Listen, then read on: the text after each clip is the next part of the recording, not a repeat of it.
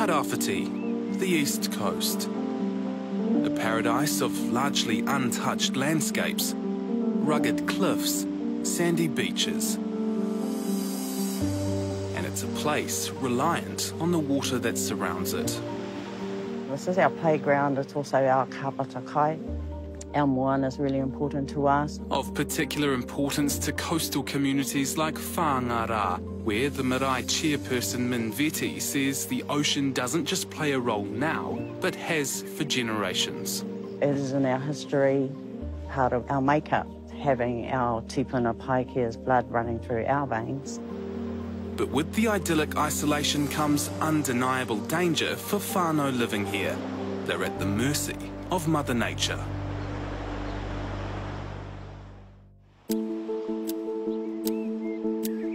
It's a laid-back life here along the East Coast. Many of the towns have seen better days, but there's a rich history. It's home to tens of thousands of people, dotted in small communities right along the water's edge. It has the highest percentage of Māori than any part of the country. But the region is also home to the Hikurangi subduction zone.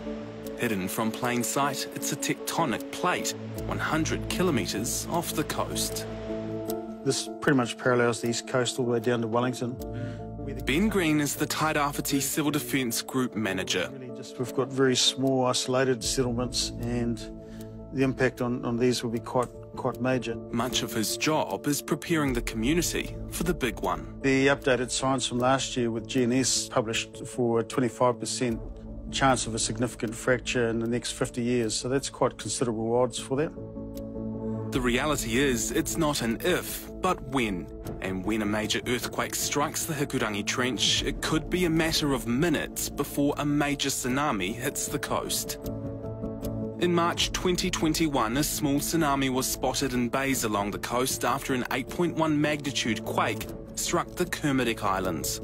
What it highlighted really is how tenuous it is in the region, both from the geography and the planning ability to actually support particularly our rural and remote communities. So that's exactly what Ben and the Civil Defence team have been doing. Sparked by that event, they've been planning an emergency response for remote small East Coast settlements, ensuring they have the resources to survive a major earthquake and tsunami until help arrives. As a region, planning for resilience means that we need to be developing that self-reliance on having the resources that can keep us sorted for the first 2 weeks. You know, there's no expectation of grey warships and swarms of helicopters turning up within the first 72 hours of this sort of thing. Civil Defence has partnered with Te Puni Kōkiri and local iwi like Ngāti Porou to create the Marae Resilience and Emergency Preparedness Project. God forbid we have a real major emergency like a tsunami, which then wipes most of the roads or whatever. But that will allow whānau to survive at least 3 or 4 days on their own. Because if there's something significant happens, everybody else will be busy. You just need somewhere for them to hunker down and be able to look after themselves. Over the next few months, 12 of these emergency pods or shipping containers will be placed at some higher ground marae or locations. Inside these pods will be equipment critical to their survival, including a power generator, communication radios, shelter tents and a water treatment unit to make and store their own clean water. Te Runanganui o Ngāti Porou Chief Executive George Reedy says the iwi has ensured that there'll also be enough non-perishable food to feed 100 people, as well as a medical kit.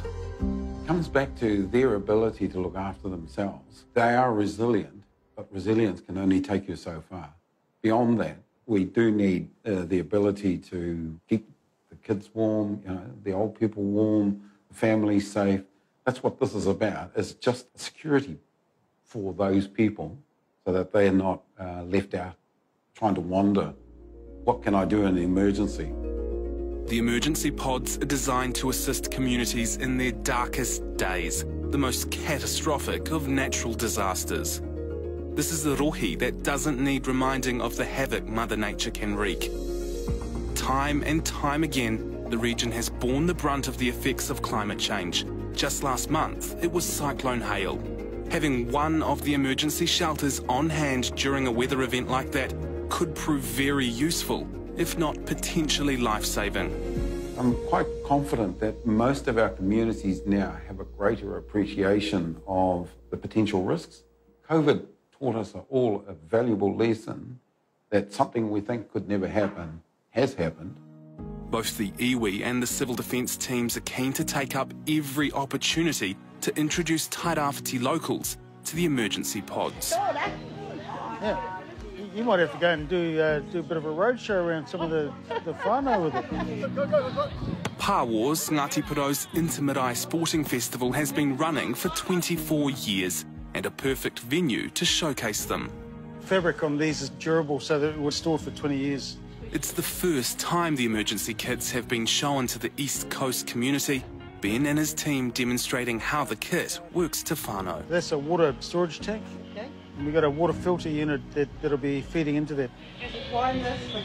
These pods are a potential lifeline for cut-off communities, devised by its people to help their people, giving those living closest to potential threats peace of mind.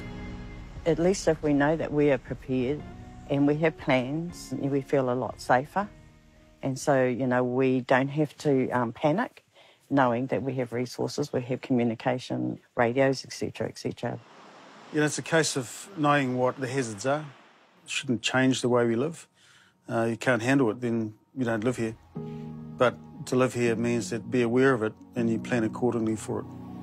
And now with the combination of science, mātauranga Māori, and number 8 wire thinking, Te Tairawhiti and its people are better prepared and resourced for the reality of living along a fault line in this isolated but idyllic paradise.